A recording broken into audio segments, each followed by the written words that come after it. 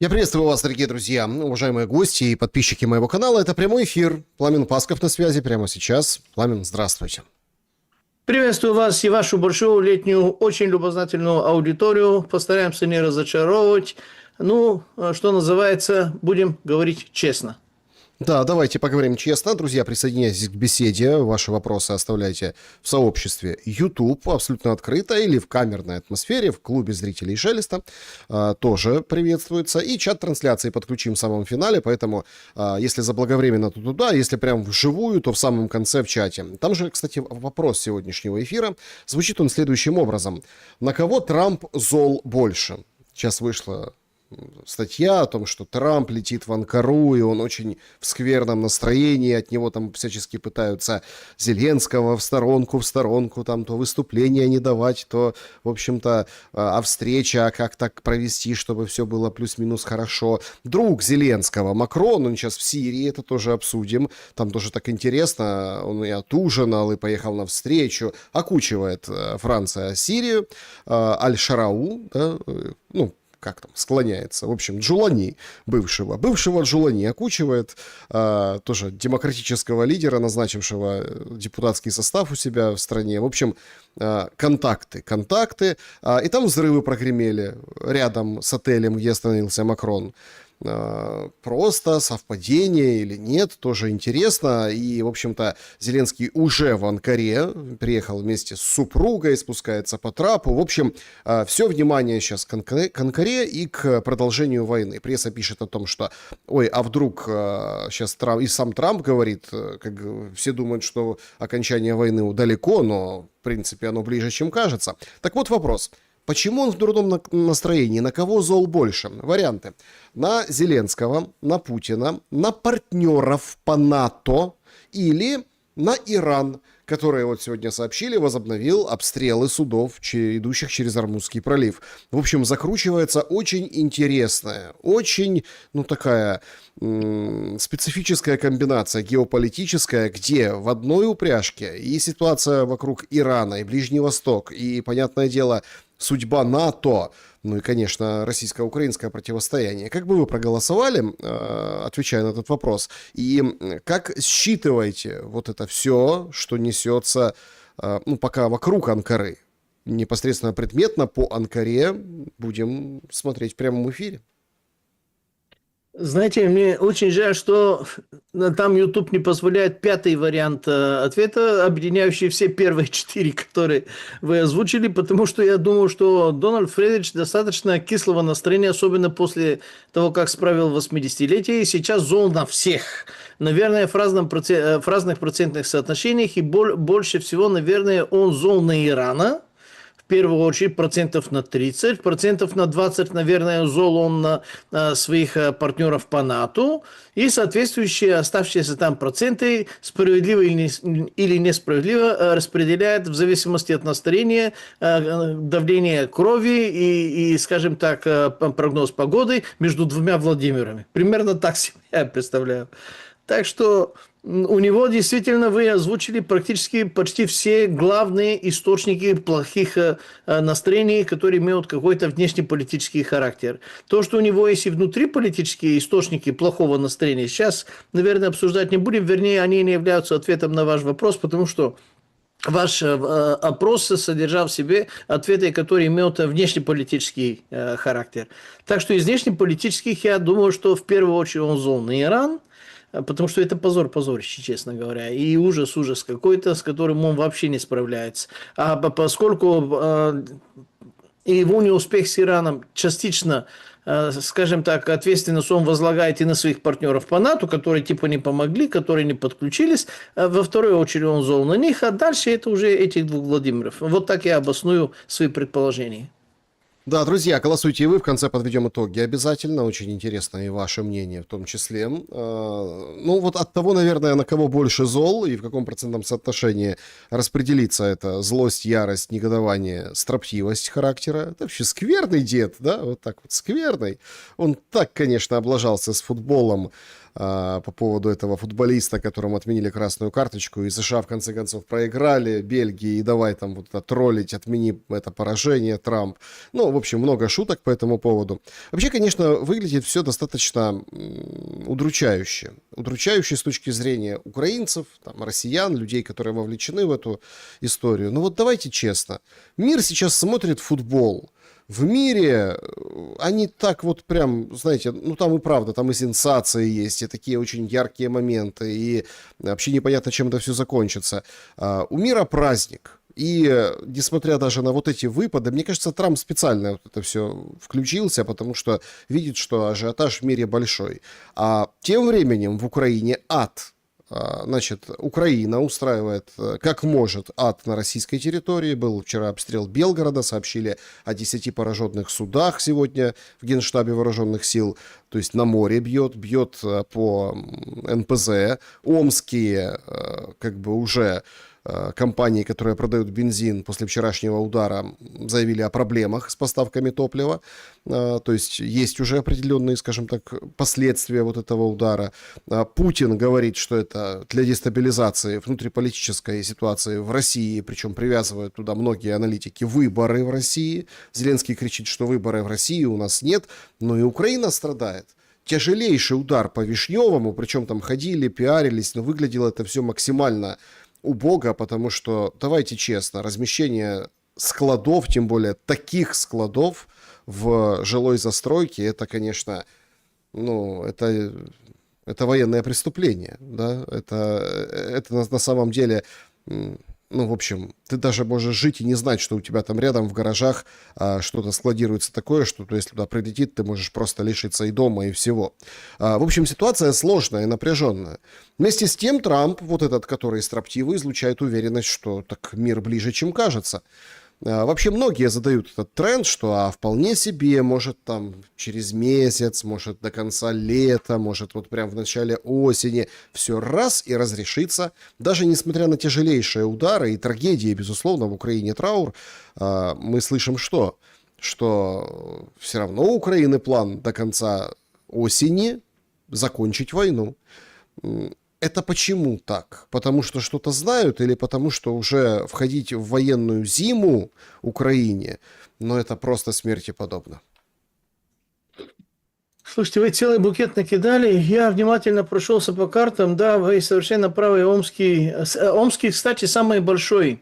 Общая производительность всего 5,03 миллиона тонн по бензину, а вместе с другими продуктами, которые производят, имеется в виду там соляра, там керосин и все остальное, под 15-20 миллионов. То есть из всех 11 крупнейших российских НПЗ, это самый крупный. И первый раз ему досталось 1 июля, а второй об этом была озвучка, а сейчас уже 7, то есть меньше недели спустя, вот опять взялись и работают. Кроме того, я думаю, что не до футболу и тем ребятам, которые находятся, знаете где, вот это первый завод рафинерий недалеко от Товаркова, это в Калужской области, там тоже досталось из того, что вы сказали. И я думаю, что не до футбола ребятам в Харькове, в Запорожье, в Днепропетровске, в Днепре, ладно, кому как, в Павлограде, и всем тем, которые это получают. И эти бензовозы, которые в Азовское море тоже получили по кумполу. Кстати, наверное, вы в курсе, появилась такая, я не знаю, назвать ли это новостью, слухом, либо сообщением, наверное, что-то там по-разному, что в Крыму уже бензин отдают, продают. И есть, появился откуда-то этот бензин. Ну, только цена большая, да? Да, пока что цена большая, потому что он, наверное, способ подачи или доставки этого бензина, не будем сейчас обсуждать, есть несколько вариантов, которые мне озвучили, наверное, дабы не навредить людям, не будем мы с вами здесь тоже подробно обсуждать, но, очевидно, вот эта русская смекалка, когда вы, вообще-то, наверное, с основанием, но все-таки, когда я описываю, как скверно обстоят дела, во-первых, с точки зрения того, что у Украины по нарастающей и ускоряющейся кривой увеличиваются дроновские, ракетные и другие возможности, и Россия отстает в этом соревновании, вы говорите, ну, найдут же какое-то противоядие. Я ожидал, что они найдут такое противоядие, как всегда так бывало, после всяких таких технических, военно-технических новшеств, в рамках от 3 до 6 месяцев.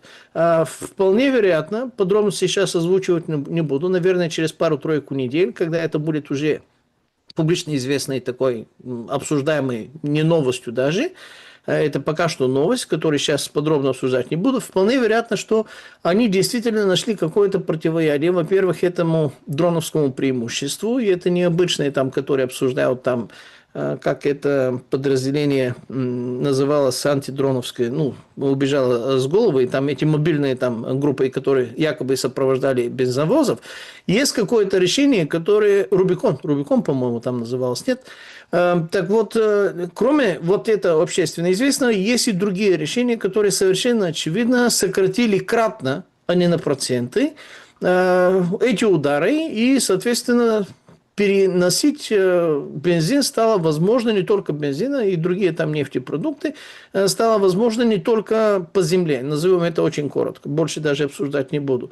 И бороться с этими дроновским преимуществом они собираются, вернее, уже работают, и имеются успехи, то есть работа уже дает плоды, несколькими другими направлениями, очень нестандартными, я бы и так сказал, и очень дерзкими, я бы и так это добавил, и больше даже уточнять не буду. Так что любая война – это война умов, и эти умы находятся в таком бешеном соревновании, что под финал каждой войны это большой драйвер, большой движок для научно-технического прогресса, ну, как минимум тех наций, которые воевали, а как последствие и для всего мира. Все мировые войны рождали вот эту бурю там, и букет из этих технологических новшеств. Но отвечая на ваш вопрос, я не могу быть уверенным, что мы можем сейчас прогнозировать, что получится. И у той, и у другой стороны есть тяжелая... Интересно, что... Понимаете, в чем дело? У той, и у другой стороны, мне кажется, что мы вот даже этой риторикой как-то немножко сбрасываем со счетов. Ну, вот понимаете, все правда превратилось в такую войну, а кто кого больше накостыляет. Причем да. Зеленский выходит, говорит, вот наша страна воюет, такое духоподъемное сегодня сделал сообщение, он там интервью давал, рассказывает о том, что все должны подавать патроны, вот это все, кто мы государство, ну, мол, мы победим, вот будем. То есть, как бы, он это пишет не потому, что мир близко, а потому что знает, что с чем-то приедет Трамп в Анкару, и будет там встреча, как она будет организована, на стульчиках, как на Г7 или у Папы Римского на похоронах, или каким-то другим более официальным образом, то есть непонятно, будем наблюдать, посмотрим. Там понятно, что все говорят, вот, чтобы не злить, не надо его пускать к микрофону, к трибуне и так далее, это ясно. Но он хочет продолжать, видно, что нам надо продолжать, и я вот даже не могу понять, вот как на фронте, страшная на самом деле картина. Людей нет, гибель, люди гибнут, понимаете, территории теряются. Вот в Харьковской области Россия заявляет, что заняла какое-то село, вот сегодня с утра. По Константиновке устроили просто пляску на костях. Одни говорят, давайте, забирайте тела, мы останавливайте огонь. Другие говорят, нет, Константиновка под нашим контролем, там частично, поэтому вы все врете, нет ничего. А с телами что? Да ничего, по телам пойдут дальше, наступят, пойдут дальше, понимаете? То есть, что на фронте получается такая вот перетягивание каната дерзости, что по тылам. Ну, давайте объективно посмотрим. Ну, вот удар по заправке в Российской Федерации и удар по заправке в Украине. Вот это же разный ущерб. Математически аккумулируя или там высчитывая геометрическую, арифметическую погрешность и прогрессию. То есть это же совершенно другие, это разные удары. Плюс склады, инфраструктура, ну, это просто нечто. Люди теряют деньги, теряют работу, теряют даже в это непростое время. Логистика, ну, то есть мы понимаем, что те люди, которые пытаются еще выживать в Украине, отправлять новой почтой какие-то товары, кому-то что-то продавать, что-то где-то на копейку заработать, понимаете, они теряют прежде всего. А этих людей списали, ровно как и тех других, которые ходят там, трудятся, не на себя работают, а трудятся, да, которых там лишают брони и так далее. Мы видим абсолютную, вот через этот ущерб, абсолютную перестройку функционирования государства. Об этом все молчат и радуются тому, что, о, смотрите, там куда-то прилетело, долетело, 2500 километров пролетело, или, например, Белгород там отключили частично от света, ударив по подстанциям. Какая-то неправильная война. Вот мы же должны прийти к какому-то расчету, сухому и понятному. Окей, если на фронт не влияют вот эти воздушные удары, а Зеленский говорит, небо решает все, ну давайте сопоставим небо. У кого больший урон? У Украины или у России? Даже по этим сопоставимым вариантам, но мы понимаем, что Украина и тут проигрывает. Причем можно запустить 1 000 000 дронов. Часть собьют, часть долетит, ущерб, бензин, там, понятно. Но там, ну, давайте тоже соотносить потери и уровень, ну, как бы ямы, куда скатывается Украина. Небо никогда ничего не решало, кроме как в китайской, в тибетской, в других мифологиях, причем на мистическом, на таком метафизическом уровне. В войне небо ничего не решало. Один из мифов, который распространен, к сожалению, и сегодня в наших краях, что Америка заставила Японию капитулировать Второй мировой войны путем этих ядерных бомбардировок над Хиросимой и Нагасаки. Ничего подобного. То, что это был действительно шокирующий, болезненный, такой непонятный удар для Японии, это правда. Япония капитулировала по совершенно другим, более весомым и более очевидным причинам. Главная причина, потому что Япония получила на земле огромное поражение под Халхин-Голом, раз. И второе, которое было окончательным, когда уничтожили советские войска, уничтожили Квантунскую армию в Маньчжурии. И у них просто других сухопутных войск не осталось. То есть все эти капитуляции происходят после того, как наземные сражения достигли определенного рубежа или истощения. Гитлер, то есть гитлеровая Германия пала не потому, что... Ну, потому что взяли Берлин, в конце концов. Потому что дошли до Берлина пехота, не потому что их бомбили. Бомбили их 3 года. Бомбили их нещадно. Дрезден вообще-то факлой стал, что называется. Нет, они не сдавались, пока не возьмешь пехоты и свой. Так что здесь абсолютно то же самое. Вы совершенно правы, что Зеленский, мягко говоря, ошибается. Ответ на вопрос, что они знают и почему они ставят вот такой ориентир в качестве конца осени, я думаю, что так им сказали, вернее, так ему сказали, потому что мы цитируем слова именно Зеленского и штаба Зеленского. Владимир Путин ничего подобного не говорил. Владимир Путин практически всегда говорит одно и то же. Пока не достигнем нашей цели, мы это самое будем продолжать.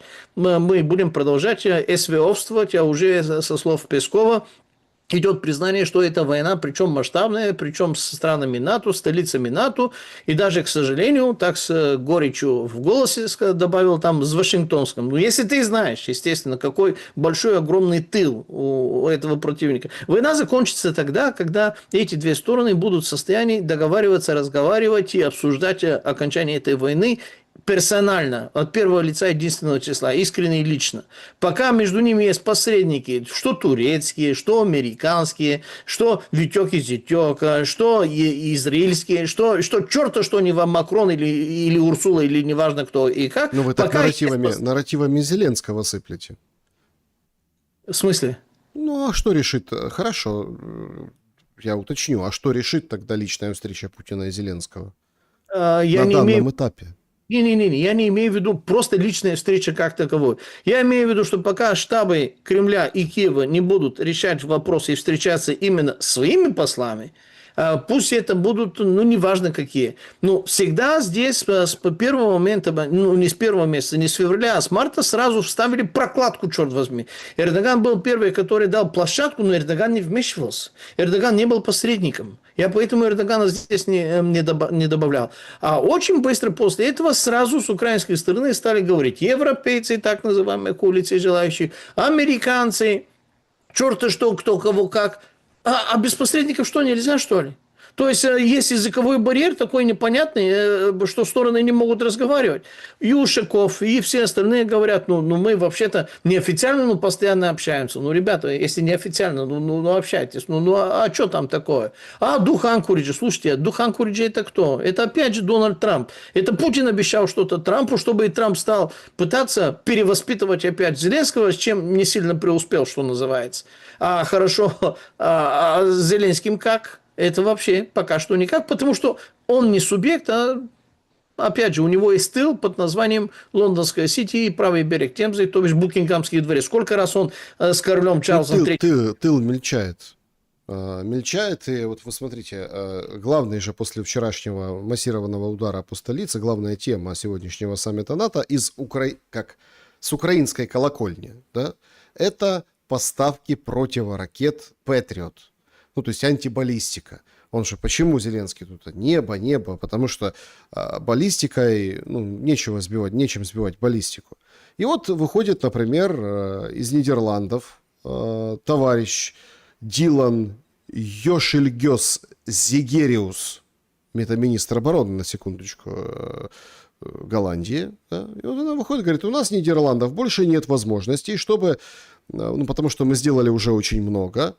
А ей конкретный вопрос задали. Так что ты, Йошельгёс Зигериус, дашь какие-то Патриот? Она говорит, все, предел возможностей достигнут. Они действительно много денег выделяли, там 9 миллиардов на военную поддержку Украины, планируют там еще 11 миллиардов, но миллиардами ты баллистику не собьешь. Нет ресурса. И это говорит нам, очень и очень такая, страна, которая поддерживает Украину, да, очень лояльная страна. А есть поляки, которые замутили вообще свою игру на фоне скандала. Сейчас вот Буданов подкинул немножко дровишек, говорит, что вот, мы там с Россией не повелись на ультиматумы, а вы, мол, тут нам ультиматумы выкатываете. То есть, получается, нет согласия на этом саммите НАТО, а ракеты будут? Ракеты формально, официально не будут, неофициально, немного, очень немного, и, естественно, очень недостаточно будут. Заметьте, что на фоне вот этого, мягко говоря, серьезного скандала и политического символьного противостояния, которое разгорелось последние пару недель между Киевом и Варшавой, они все-таки, дополнительная часть этого скандала в Польше произошла после того, как стало известно, что правительство тайком от Сената, то бишь от парламента Польши, все-таки предоставило 30 противоракет Патриот, Киеву. 30 это, естественно, не так, мягко говоря, немного, но это больше, чем 0 и больше, чем другие, откровенно говоря, что ничего предоставлять не будут. Причем, еще раз, на фоне именно этого скандала. Противоракет ПАК-3 для Патриотов есть, но они недостаточны. Они есть на складах и в Европе, и они есть на складах в Польше, причем в Польше больше систем Patriot, чем во всей остальной Европе вместе взятые. Если мне память не изменяет, у них более 60 систем Patriot, а ракеты для них, естественно, много-много больше, потому что они постоянно закупают на огромные суммы, на десятки миллиардов последние несколько лет.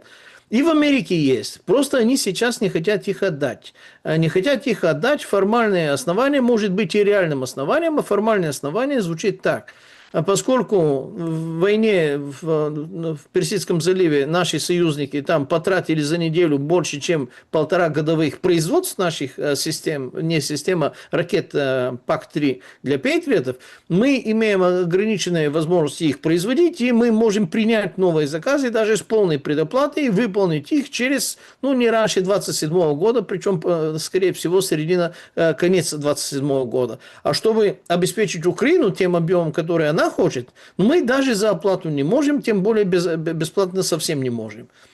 Не могут, потому что на складах у них должны быть определенные критически минимальные количества, которые они считают, что обязаны держать у себя для будущей войны с Китаем и с Россией. То же самое по поводу томагавков, то же самое по поводу других систем и ракет ПВО, которые Америка, оказывается, они тратятся в реальных военных конфликтах быстрее, чем они в состоянии произвести. Компания Raytheon уже сказала, что они будут строить новые производственные мощности, чтобы приумножить вот это количество и соответствовать уже будущим нуждам, но это ориентировано на 29-е, на 30-е годы, точно не на 26-й и почти точно не на 27-й год, которым достанется именно традиционное стандартное количество, которое не в состоянии физически произвести, еще раз, без разницы по какой цене. Цена здесь не может построить новые заводы. Новые заводы как построишь, как сырье там наберешься, как все остальное сделаешь, тогда это и будет, никак по-другому.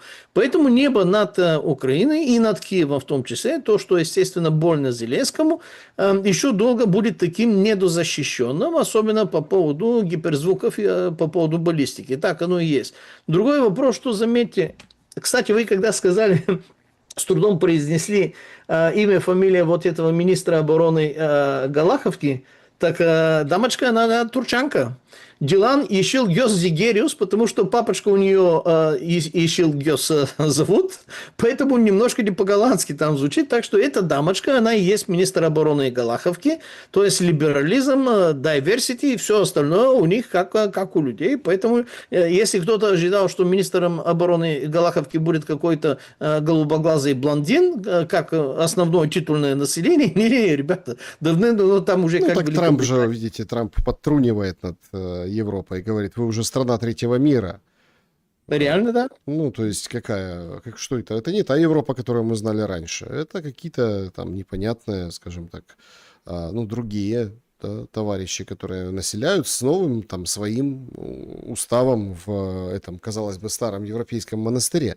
Но не суть. Европу как бы сбрасывать со счетов тоже не надо. Сейчас вот Рюте объявил о том, что вокруг саммита все-таки мы пляшем, объявил, что часть производства там, Атакамса, еще какого-то вооружения из Америки Трамп, договорились, будет переносить в Европу. У меня вопрос. Трамп изначально, когда пришел, он говорил «Make America Great Again». Он наоборот. Ну, то есть я не могу понять логики. То есть он берет и перевозит Volkswagen, там, другие автоконцерны, химическую, короче, всех тянет в Америку. А оружие, мол, давай в Европе пускай производят. Какая-то странная, нелогичная политика. Вы совершенно правы. То есть оружие не будет производиться в Европе, за исключением того, которое не может не быть произведенным в Европе. То есть то, которое, во-первых, экономически безинтересно американскому военно-промышленному комплексу, во-вторых, является европейским лицензионным. Например, у шведов есть полный набор от пистолета до самолетов и до военно-морских сил собственные, то есть их переносить в Америку теоретически можно, но это будет дольше, потому что они недавно стали членами НАТО, и сейчас их тоже в этих коллег рано или поздно затащат. Франция уже фронта, то есть они хотят сохранить то, что у них есть, а у них много чего есть. Ну, часть из французского военно-промышленного комплекса тут тоже перебазируется. Обычное стрелковое оружие, которое производится в Европе, там чехами, германцами, австрияками, швейцарцами и всеми остальными, да пожалуйста. Там вообще-то дела совершенно другие. Ну, высокотехнологическое оружие, разведданные, сателлиты, самолеты, нанотехнологии, высокоточное оружие – это либо будет производиться на территории Америки, либо производиться joint-венчурами под американскими лицензиями, так, чтобы... Вы говорите «Make America Great Again». На самом деле, именно он это и делает. Потому что сейчас, когда мы обсуждаем вот эти ПВО-ракеты, которые не хватают для сбития вот этих баллистик не только в России, но и иранских и так далее, что это означает в переводе? Это означает в переводе, что нужно создать новые производственные мощности, новые заводы в США. Именно в США Рефин на это настаивает. А для того, чтобы их произвести, они не будут производить, потому что есть заказы. Они скажут, нам предоплату на годы вперед, и тогда мы произведем эту продукцию. То есть они будут работать с большими предоплаченными заказами. Скобку открываю. 2019 год, я на кошках в маленьких масштабах специально скажу, как это делается, потому что это на шкуре моей родной Болгарии. 2019 год американские губернаторы заставили тогдашний болгарский премьер-министр Бойко Борисов, который был полный компроматами, и над ним и сейчас светится список Магнитского, но для того, чтобы он не попал, не намагнетизировали его, заставили купить 8 F-16 по цене F-35, причем не 8, а 12 F-35, полная предоплата. Причем, заметьте, почему я рассказываю этот случай, я не впервые его рассказывал, потому что 2019 год мы купили Ford Focus по цене Bentley позолоченного, навороченного позолоченного. Это мало того. Они нам тогда, 2019 год, честно сказали, что завод, на котором они будут производить эти F-16 для Болгарии, он еще не построен. И с этими деньгами, которые мы оптом, залпом, полностью, потому что мы очень богаты, мы более богатые, чем Швейцария, если кто-то не знает, они сейчас будут строить этот завод. Спросите меня, пожалуйста, сегодня 2026 год, то бишь 7 лет спустя. Из этих предоплаченных 8 самолетов, сколько вы думаете, что появились на территории Болгарии, сколько в состоянии летать? Ну, 1,5. Потому что первые привезли, полетали, потом сразу какая-то поломка, какая-то платка и отнесли на ремонт. А второй привезли, он даже не полетел, потому что, оказывается, с дюзами, с топливами что-то там у него, он тоже на ремонт. А ремонтируют его не в Болгарии, ремонтируют его не на Балканах. Можете догадаться, что ремонтных сервисных таких объектов из 100% предоплаченных 7 лет назад, которые они сказали, что завод будут строить, вот такие вот дела. От этого колониальное давление не уменьшается, потому что в бюджете 26 год новое правительство Радева, которое мы с вами тоже обсуждали, тоже заложили деньги на вторую эскадрилу. Не получено первое, но не настаивают. Вы должны продолжать платить. Ну, это причем пылесос денежный, мы понимаем. И в принципе, об этом сейчас и пишет, например, там Политико, да, говорит, что НАТО стало банкоматом для Трампа. Да, это правильное название. Молодцы, Политико. Половина дополнительных расходов европейских стран на оборону это идет прямо в США. Это об этом открыто заявляет Уитакер, посол США при НАТО. Говорит, такая ориентация на бизнес в той или иной степени прослеживалась на каждом из 6 ежегодных саммитов. Короче, непонятно, чего Трампу в плохом настроении быть. Но тут другой момент. Вот вы говорите, Иран это плохое настроение. Ну, вот, Иран, понимаете? Нормуз. Опять стреляют. А что не имется иранцам? Что это они по судам стреляют? Вроде же договорились, вроде все в порядке. Договорились по версии Трампа. Иранцы это отрицают, они говорят, да даже мы вообще не договаривались, и у нас другая точка зрения. То есть, что не скажет Трамп, если сразу побежим хотя бы прочитать, даже не смотреть, что происходит, а хотя бы почитать, что говорят иранцы, и иранцы всегда говорят ровно наоборот. Для меня большая тайна, с кем он вообще-то что-то подписывал. Мы обсуждали, что якобы было подписано. Там эти 14 пунктов, жвачка для всех, скажем так, асинтеров и так далее. Разжевывали, смотрели. Так там ничего хорошего для Америки не светится. За исключением того, что Иран соглашается не заниматься военным атомом и соглашается пустить туда МАГАТЭ, чтобы они проверяли, каким атомом именно они занимаются. За исключением вот этого, все остальное достаточно кисло, капитуляционно кисло для Америки. А Трамп это преподносит как большой победой. Правда, он, наверное, прекрасно дает себе отчет о том, какова действительность, потому что ни один солдат, за исключением там пару судов, которые действительно должны чисто, не судов, а эти самолеты Б-52, которые там второй половине 20 века были произведены, поскольку у них ресурс определенный выработан, они должны вернуться на обслуживание, на подмена запчастей, там, подшипников и все остальное, и они опять вернутся на дежурство. То есть, вся эта американская вооруженная сила, она продолжает там стоять, как натянутая тетива лука со стрелой, которая, вот так. Только то, что неизбежно обязательно должно вернуться на определенное обслуживание после энного количества дней дежурства, где-то там боевое дежурство, где оно было.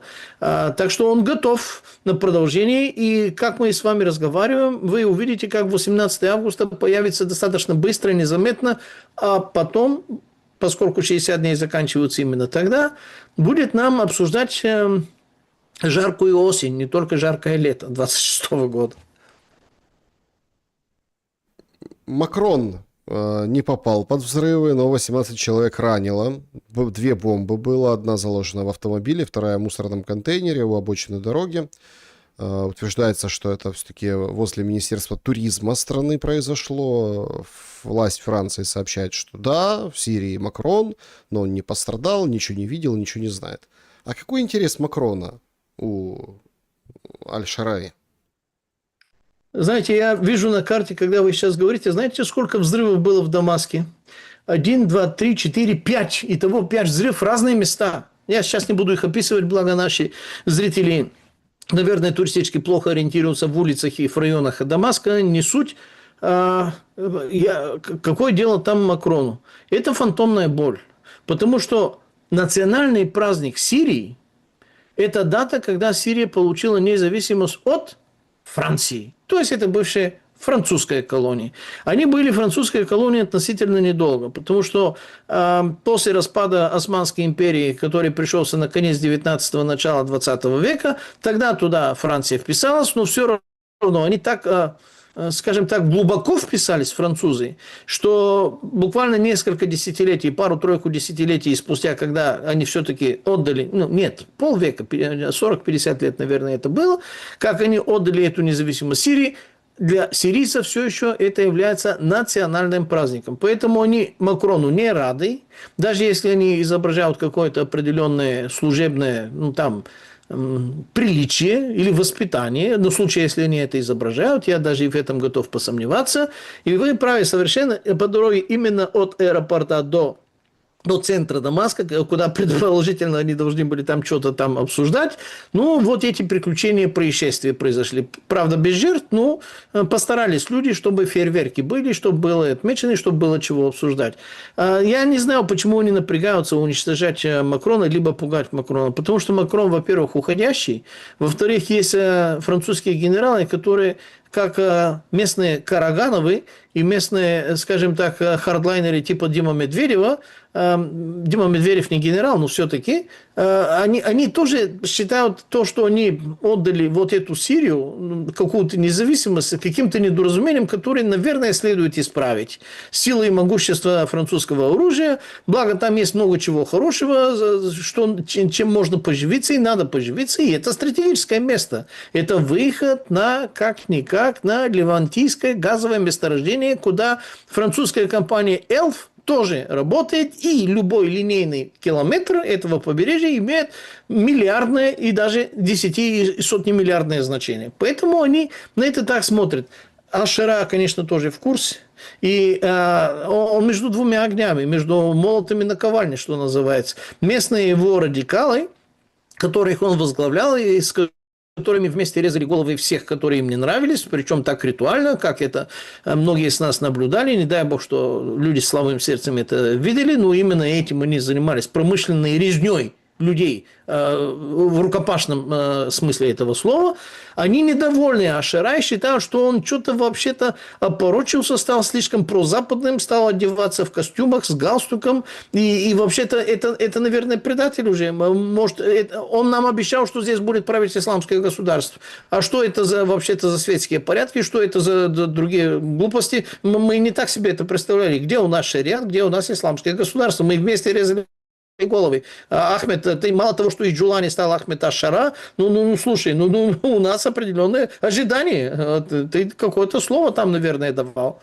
Так что разговоры с Макроном, как ни тресни, по-любому не могли иметь какой-то положительный для Макрона результат. Другое дело, что зачем он тащил туда Бриджит Фоссет, то бишь она же Бриджит Макрон, на случай, если это она. Есть еще некоторые споры на этот счет, но это уже, если любят друг друга, если им это нравится, пусть будет, я не против. Так что с Ахмедом Аш-Шара дела такие. Я не думаю, что он встретит какую-то глубокую старость. Я думаю, что Аллах Всевышний уготовил ему тоже какую-то яркую мученическую смерть, неважно от какого типа оружия, от местного, от своих, либо от каких-то неверных, там, для того, чтобы разжечь дополнительно Сирию, или от этих ужасных сионистов, которые там на юге от Сирии, от чьих рук он погибнет, я уверен, он будет forever young, вечно молодым, он старым не станет. Но это размышление над чашкой чая. А давайте поразмышляем, как... в Bloomberg вышел материал о том, что, в общем, благосклонности не будет к Зеленскому, но на Россию Трамп тоже это ведь не будет. А может? Во-первых, может. Но, во-вторых, я не вижу смысла... Что он должен захотеть получить от Путина? Путин, то, что они обговорили в Анкоридже, и то, что мы обсуждали, когда мы увидели эти пункты мирного плана, помните, в апреле 3 даты были, 17, 18 и 24, с небольшими коррекциями выходили вот эти планы, и, соответственно, там мы увидели, что они хотели получить от Анкориджа. Там для Трампа и для этих больших компаний все было так шикарно, так вкусно, так прекрасно по предложениям Путина, который даже в феврале об этом на сайте kremlin.ru, то бишь президент Российской Федерации, об этом подробно рассказывал. Поэтому, а что другого Трамп может запросить у Путина? Прекрати бомбить Зеленского. Путин скажет, слушай, ну да, я могу прекратить. А там это самое, с линии фронта, с этими дронами, с этими ударами на территории России, с этой там Славянском, Краматорском, с этими, ну это как? Ну, это ты же обещал, ты же Трамп, ты же это самое Решалова, с которой мы на Анкоридже вроде бы и договаривались. И не только на Анкоридже. Мы сейчас, когда говорим Анкоридж, надо понимать минимум 4-5 разговоров до Анкориджа и минимум 10-15 разговоров после Анкориджа. Я уверен, что Трамп от этих своих обязательств вербально не отказывался. Иначе где-нибудь, как-нибудь это было заявлено, либо видимо. Если вы только что задали главный вопрос, если он не нажимает на Путина, значит, это не он, не Путин недовыполняет, а Трамп недовыполняет. Ну, значит, это план какой-то. Есть. Ну, план. Бесспорно. Так а в чем? Ну, Александр, план Трампа, он был озвучен еще раз в апреле, там 14, это было сначала 28 пунктов, потом спустился на 19, потом было 21 пунктов, то есть вот эти планы, это и есть видение Трампа, что мы получаем доступ к украинским недрам, полный, безграничный, получаем доступ к российским недрам, получаем доступ к российской Арктике и занимаемся бизнесом, триллионным бизнесом. Там было расписано немножко более подробно, что там по линии фронта, здесь вот так, вот всяк, логистика, восстановление. И Россия платит за это 300 миллиардов, те, которые там арестованы или заморожены, не арестованные, замороженные вот эти средства. Там все было расписано. То, что мы обсуждали в апреле. Ничего не изменилось. Я не видел и не слышал, что было новое соглашение, которое обсуждается уже публично. Если есть какое-то секретное, то это было бы видно. Но вы только что сказали, Трамп пытается нажимать или воспитывать Зеленского, а не Путина. Не потому, что Путин невоспитаемым, а потому, что с Путиным они договорились о всем, что Трамп просил. А чего больше просить? Что Путин бросил в отставку? Но если Путин бросит в отставку, кто тогда будет защищать вот эти договоренности Трампа? Придет какой-то там Караганов, Стрелков, Медведев, Сталин версия 2.0, большевики, ленинцы 21 века. И скажут, не знаю, что вы договаривались с этим там прежним, у нас уже национализация, черт возьми, и идите лесом, что называется, и интервенция вон. Ну, вот. Песков комментирует события вокруг саммита НАТО. Постоянная просьба Украины о новых видах вооружений не могут помешать России продолжить СВО до окончания конфликта. Причем интересно, что вчера он делал заявление о том, что это уже как бы не СВО, а настоящая война с Западом. Предпочтительным для России будет политико-дипломатическое урегулирование. Кремль будет отслеживать ситуацию вокруг саммита НАТО. Ну, ни о чем. Но как бы откровение по поводу того, что война идет, ну как бы забрал назад. Получается. Почему? Наверное, сделали ему замечание, потому что достаточно немало людей в России, я точное количество не знаю, но томится в тюрьме с настоящими сроками за то, что писали либо говорили публично слово «война». За это слово уже люди сидят совершенно реально. Это не просто штраф выписан, административное право, это уголовная статья, черт возьми. Поэтому вот это слово «война», которое он тогда сказал, наверное, ему немножко, ну, скажем так, воспитательную беседу провели, и впредь, чтобы такое не было. Так что, Дмитрий Сергеевич, имейте в виду, вы наш вечный Арамис в нашем этом самом кремлевском пуле. Ну, Арамис, он должен как-то тоже соблюдать вот этот политез, вот этот нарратив. То, что он сказал, что мы будем добиваться, это служебный обычный оптимизм, который они извергают 5 лет неугомонно. Хотя поводов для такого оптимизма некоторые поводы, безусловно, есть. Около Славянска и Краматорска ситуация медленно, но складывается неблагоприятно для этой агломерации. Я назову это агломерацией. Знаете, Александр, я рекомендую всем нашим зрителям, я подробно, специально сейчас это рассказывать не буду, благо много какие действительно действующие и, я хотел сказать, воюющие люди выкладывают это на телеграм-каналах. Правда, каждый из своей колокольни, но в сумме получается достаточно триизмерная картина. Вы можете сделать что-то совершенно объективное. Зайти в Google картах над районом, выбрать там сателлит, и начиная с Константиновки до Славянска, по периферии, по всем, скажем так, дорогам и транспортным артериям, которые туда пересекаются либо вливаются, пройтись на высоте от 20 до 100 метров, там, бленду там приближаем, вы увидите огромное количество свежих окопов, опорников, дотов, дзотов, капониров. Там все перерыто. Там это как было Марьинка или Авдеевка. Именно так. То есть туда зайти бесплатно и безнаказанно невозможно. Там каждая сторона должна заплатить под 100 тысяч убиенных своих для того, чтобы как-то одна сторона сопротивляться, а другая сторона захватывать все это. И в конце концов это будет следующая Марьинка, Бахмут умноженный на 3, на 5, либо Авдеевка. Вот то, что осталось от Марьинки, от Авдеевки, именно так оно и будет. Константиновка, да, вечный спор для России, повод для пить шампанское, что называется. Для Украины нет ничего, у вас не получилось. И та, и другая сторона немножко правой и неправой. 85-87% из Константиновки действительно, безусловно, находятся под контролем российского оружия.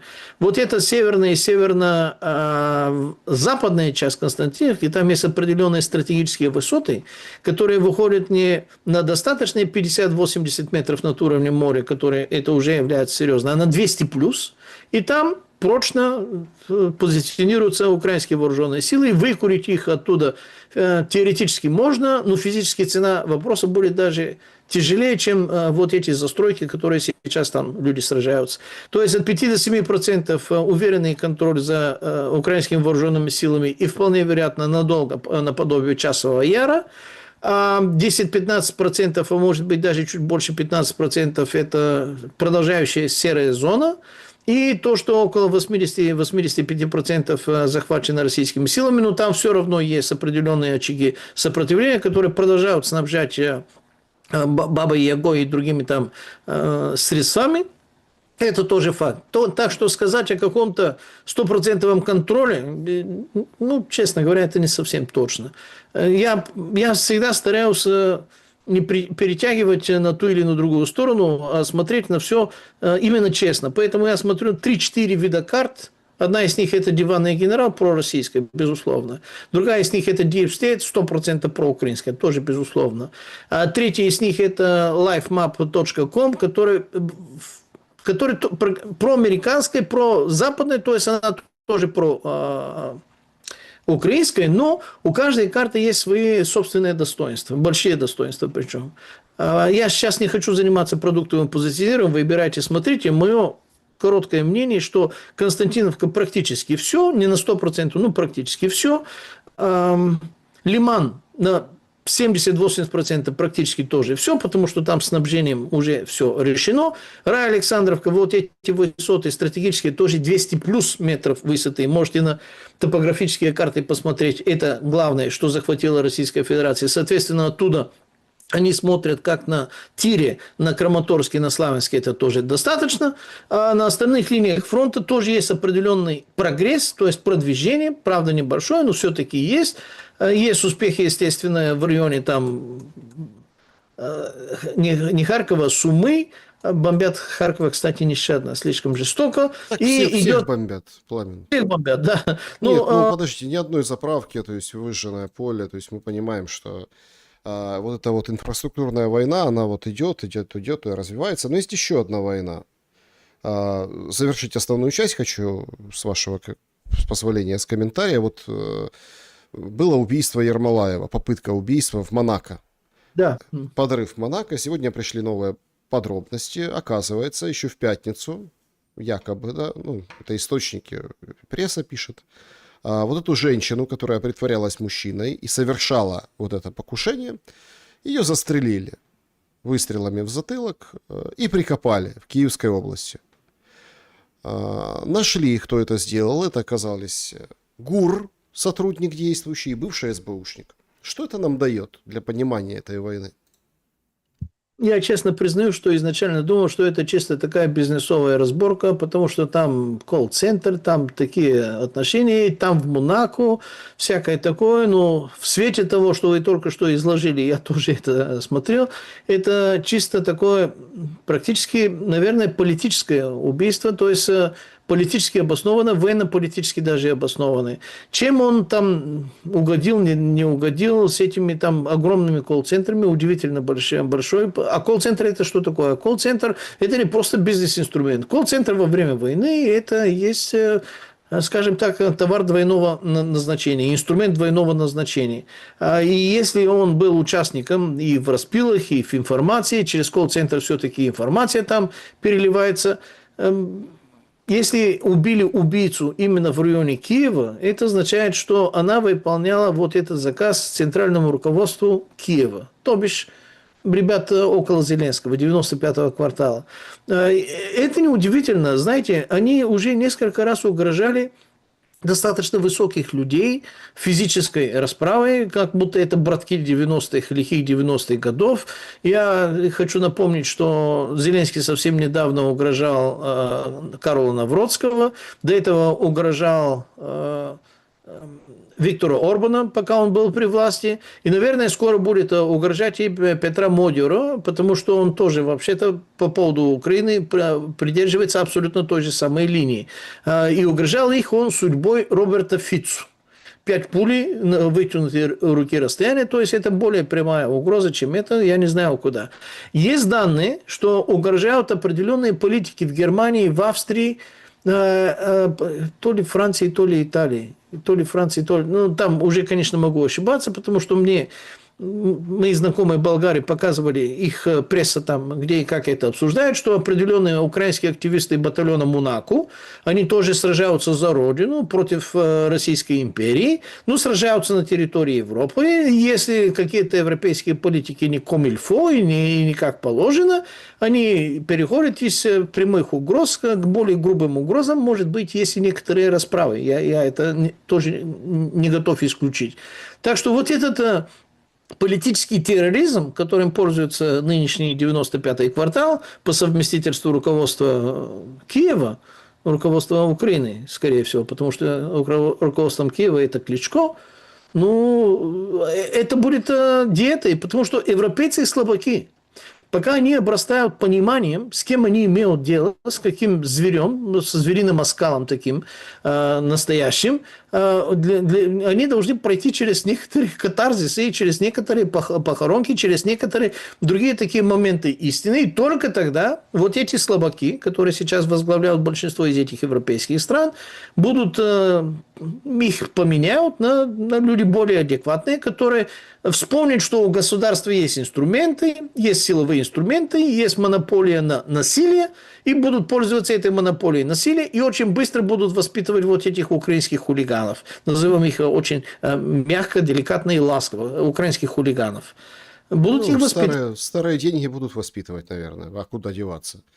Ну да. Хотя они стареют вместе со своими старыми деньгами. Тоже вопрос. А это, вот видите, молодые, полубандитские, как это, острые козырьки. Да, значит, друзья, подведем итоги нашего сегодняшнего вопроса. Они такие. На кого Трамп зол больше? 5% считают, что на Путина, 18% на Зеленского, 34% на Иран и на партнеров по НАТО 43%. Зол больше. Вот такие итоги. Ну, немножко поменялись местами моих ожиданий. Я все равно думал, что больше зол на Ирана, но с нашей аудиторией мы спорить не будем, потому что Vox Populi – это Vox Dei, то бишь голос народа – это всегда голос Бога. Будем принимать любезно, что я ошибаюсь. Я готов всегда признаваться, если я ошибаюсь. Поэтому будем солидаризироваться, так держать. Ротфронт, камарат и весеремус, что называется. Ротфронт, да. Так, значит, переходим к вопросам. Спасибо большое, что их оставляете. Поехали. Сообщество YouTube, потом чат трансляции. Какой смысл легализировать через парламент ЛГБТ, если через некоторое время не узаконить законные изъятия детей из обычных семей под любым поводом? Как считаете, как скоро парламент парламент Украины узаконит садомитов, а также изъятие детей у матерей Украины. Как обстоят дела с этим делом в Болгарии? Какие силы вообще продвигают это ЛБГТ?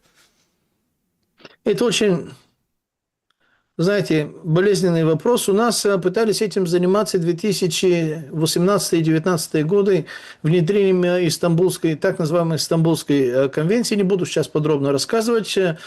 Тогда получилась очень интересная форма сопротивления, не формально, не официально.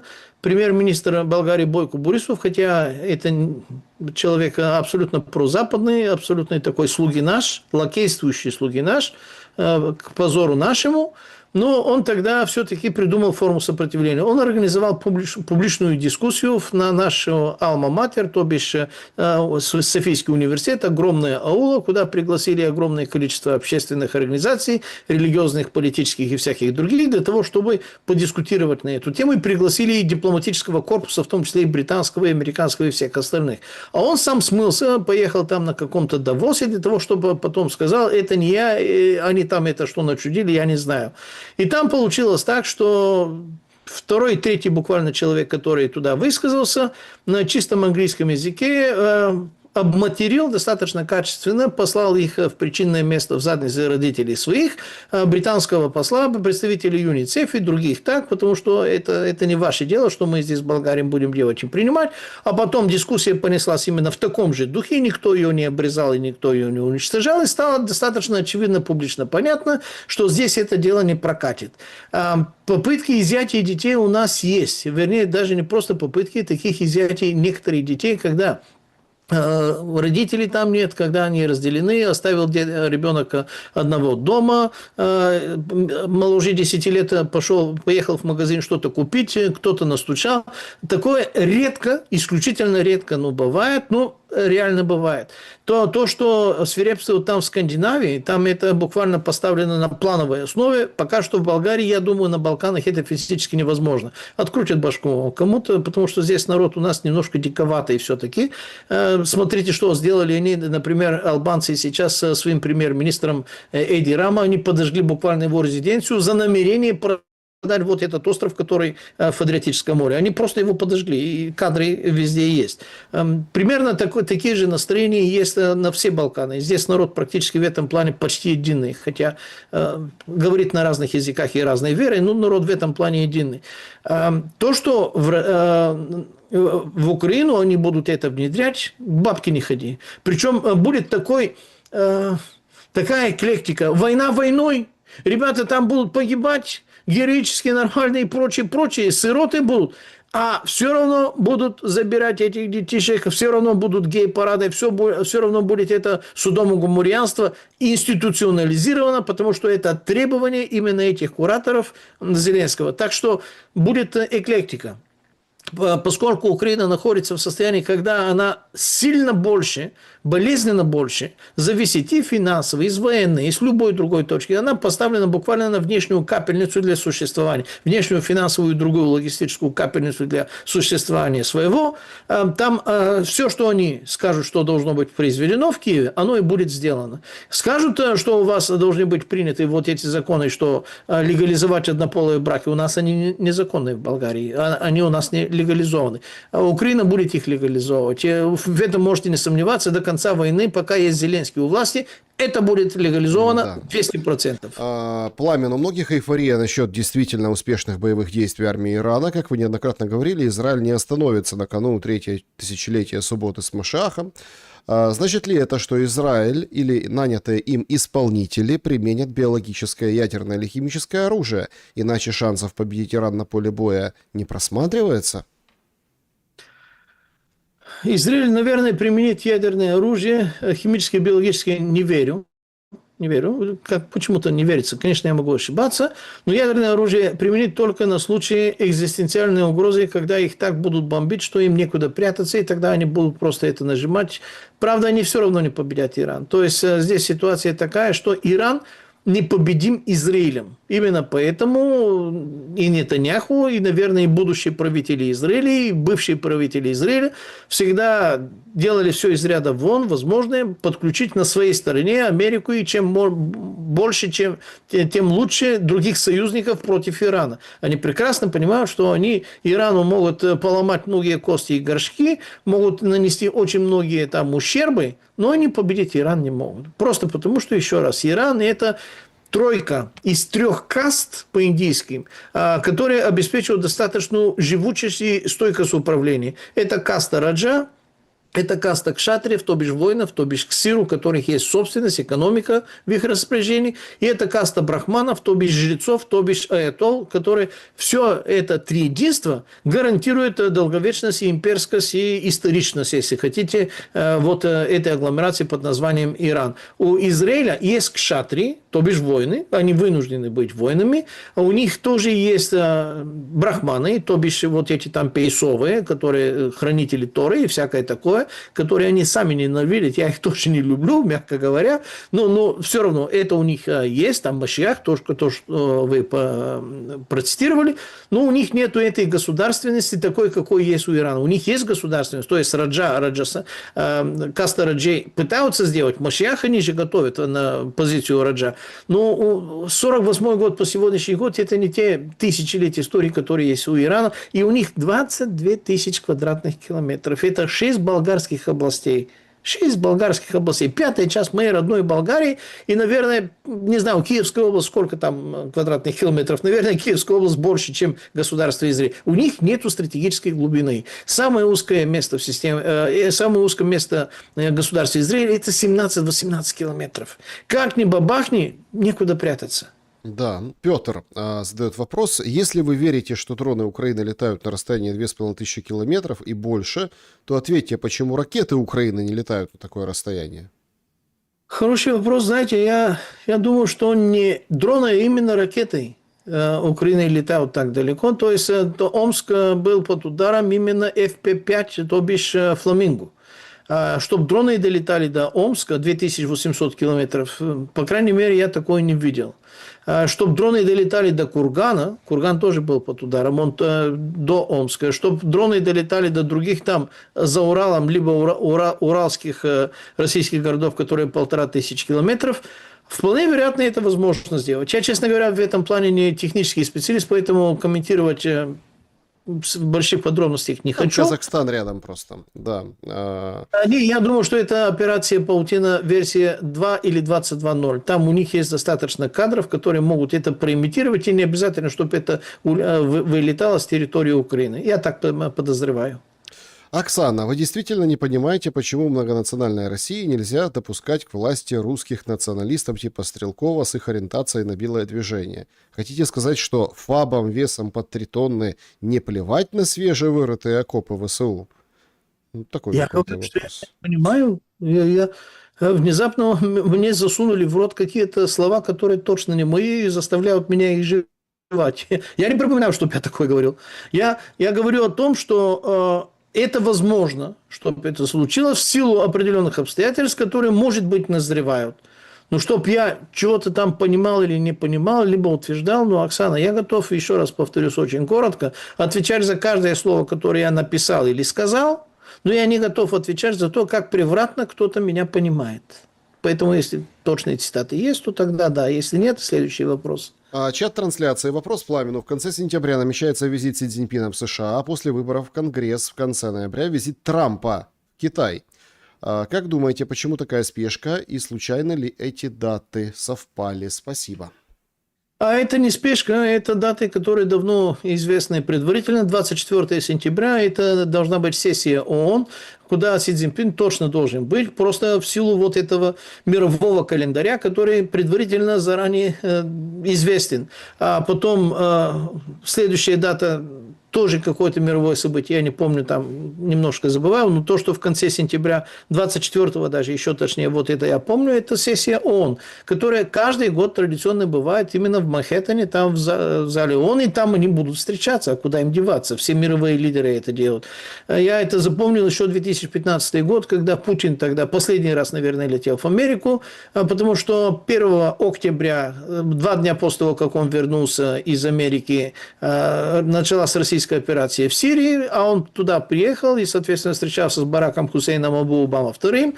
Кадры там, естественно, интернет подскажет, покажет и расскажет, где он получил добро и согласовал, как именно будет военно оперировать Российская Федерация своими базами в Тартусе и в Мимиме. Так что я запомнил с этого момента, жду конец сентября каждый год, это сессия ООН, мировая. Так что Си Цзиньпин там будет не ради Трампа, но, естественно, и будут встречаться и обсуждать.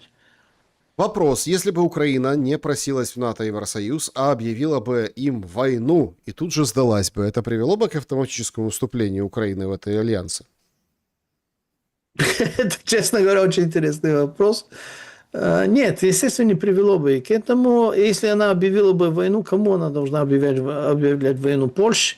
И сдаться Польше, ну, это уже не научная фантастика. Это даже в те времена до 2014 года и даже до 2004 года, я думал, что это не научная фантастика. Поэтому у нас в Болгарии, кстати, эта форма иронии достаточно развита. Поскольку народ требует одно отношение к России, то бишь положительно относится к России, а правительство нам, губернаторы, колониальные губернаторы, ввинчивают всегда другие свои технологии. Наши говорят, ну, слушайте, давайте объявим, в конце концов, войну России для того, чтобы, как они придут, их встретить как традиционно, не первый раз, и сдаться и по капитуляции, и тогда уже все решится с этими там негодяями. Ну, давайте, просто объявим и не будем воевать, будем их просто ждать, и все дела. То есть, такая форма политического юмора присутствует не только по поводу Украины, но, к сожалению, сегодня политические реалии таковы, что такие шутки не помогут, просто не помогут. Так, а почему сотни тысяч дронов бомбят Россию, если такая беда на фронте? Неужели они ничего бы не изменили на нуле? Спасибо за ответ. Да, изменили на нуле, это как понять? Честно, я не понял. Ну, если бить по фронту этими... Сегодня прошла информация, 2 миллиона ну, в общем, 2 миллиона дронов, короче, закупило агентство по закупкам. А вот представляете, 2 миллиона дронов летит на там... Ну, на ноль, на фронт, на линию фронта. А так они летят бог знает куда. Эффективность огромная, высокоточность и эффективность украинских дронов, те, которые запускаются, и те, которые будут запускаться, определяется наличием, использованием и оптимизацией путем искусственного интеллекта Palantir, не Sky Shield, AI Shield. Ну, там есть несколько таких софтин, которые позволяют им обходить те места, где есть ПВО. И, соответственно, под финал они пользуются вот этими геолокациями, старлинками и всеми остальными там спутниками. Они действительно бьют высокоточно, куда и как надо. Если ребой там их или какие-то другие ПВО-системы, под финал их не собьют, и тогда попадают в жилые дома. Но эти 2 миллиона, которые вы говорите, понимаете, я готов... согласиться, что до конца 2026 года у Украины будет в сумме за 2026 год около 10 миллионов дронов, потому что там производственные мощности запускаются и так далее и тому подобное. Это реально.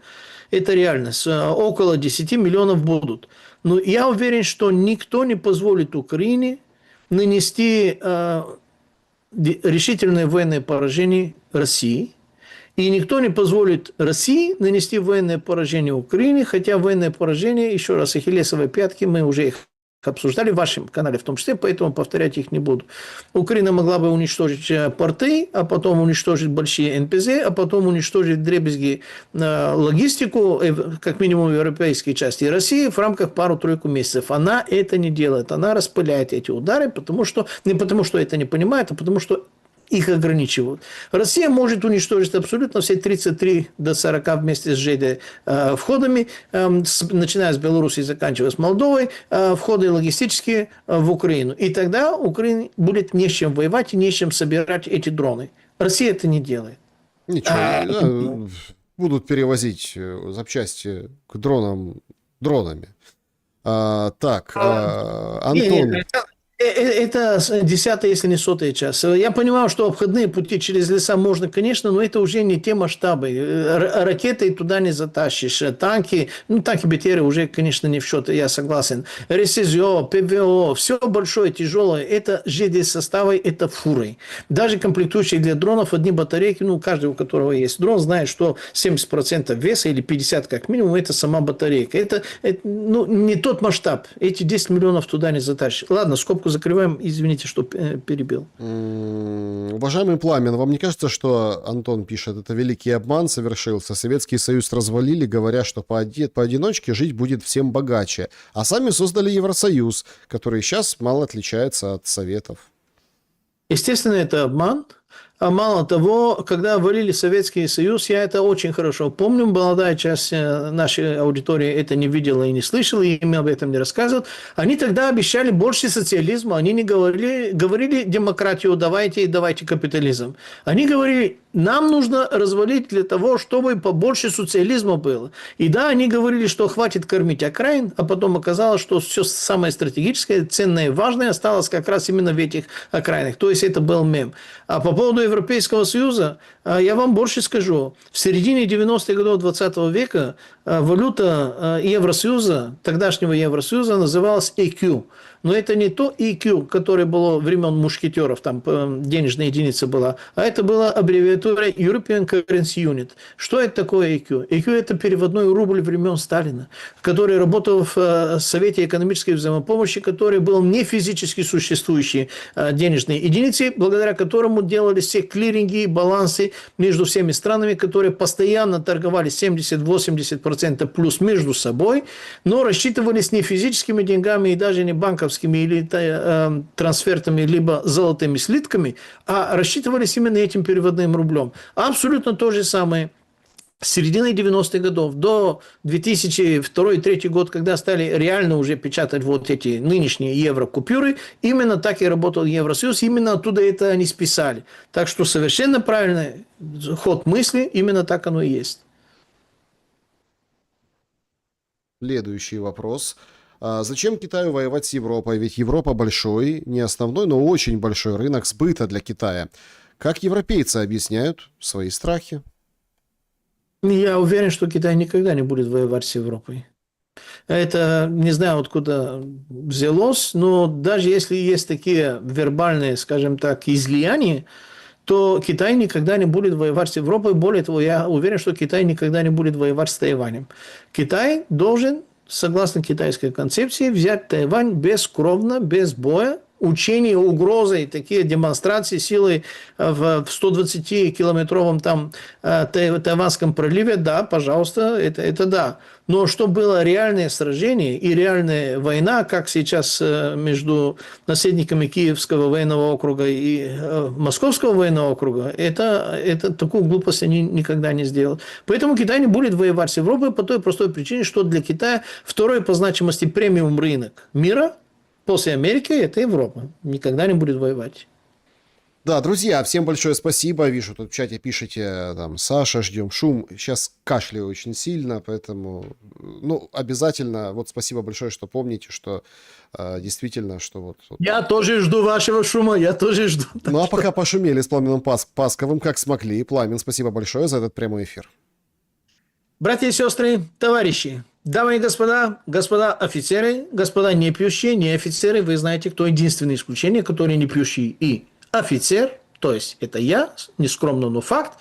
Выключите, пожалуйста, свои телевизоры, включите мозги, и все у вас приложится. По ком звонит колокол, проверьте, колокольчик, обязательно нажимаем второй раз, выбираем все для того, чтобы черненьким он стал, и тогда вы будете в курсе дела. Всего вам доброго, будьте с нами, продолжение обязательно следует, и дождемся настоящего шума с Александром Шелестом. Да, ну тут пишет, у нас херячат, Херсон на связи, знаю, уверен, не прочитаешь. У нас монетки были похожи. Какие монетки, непонятно, о чем идет речь, но понятно, что в Херсоне. Это везде. Ну, сейчас понимаете, в чем дело? Этот вот момент ужаса, да, вот все просто надеются, что это очень темная ночь перед рассветом, да, поэтому всякие астрологи говорят, вот сейчас там куда-то Юпитер перейдет откуда-то. Ну, вот, Ретроградный Меркурий. Ретроградный Меркурий. Да. Но он сейчас, кстати, идет, ретроградный Меркурий, может, поэтому. Но дело в том, что, понимаете, вот на Бога надейся, а сам не плашай. Вот что это означает. Поэтому всем вам добра и света. Увидимся обязательно. До скорого.